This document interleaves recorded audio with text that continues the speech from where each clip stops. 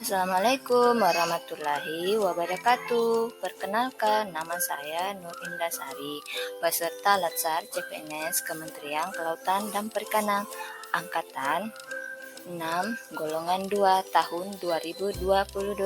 Kali ini kita akan membahas agenda mengenai analisa isu kontemporer.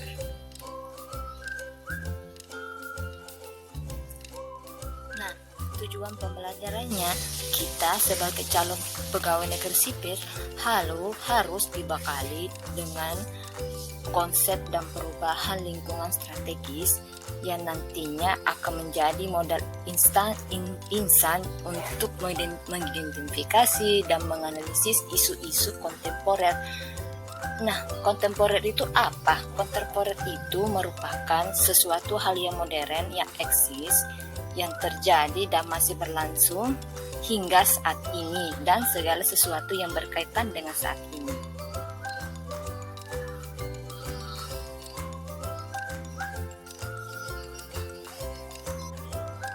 Selanjutnya, mengenai perubahan lingkungan dan strategis.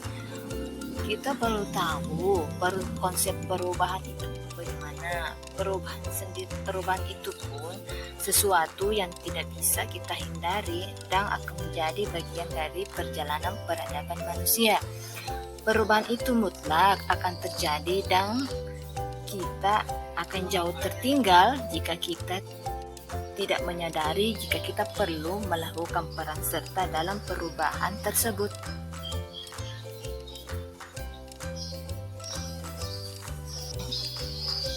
Perubahan lingkungan strategis ditinjau dari pandangan Ulrich Brauer, ada 4 level lingkungan strategis yang dapat mempengaruhi kinerja pegawai negeri sipil. Di antaranya adalah individual, family, community, society, and global.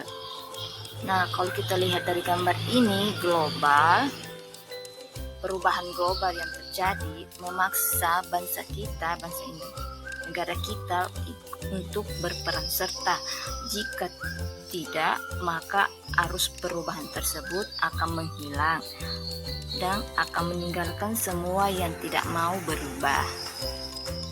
Nah, selanjutnya dalam menyikapi perubahan lingkungan strategis, kita memerlukan modal insani dalam menghadapinya.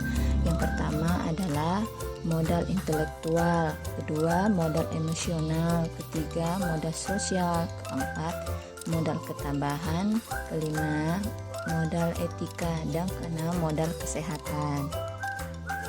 Dengan adanya perubahan kontemporer, maka kita perlu mengetahui isu-isu strategis kontemporer. Nah, sebagai pegawai negeri sipil, kita perlu mengenal dan memahami secara kritis terkait isu-isu strategis kontemporer.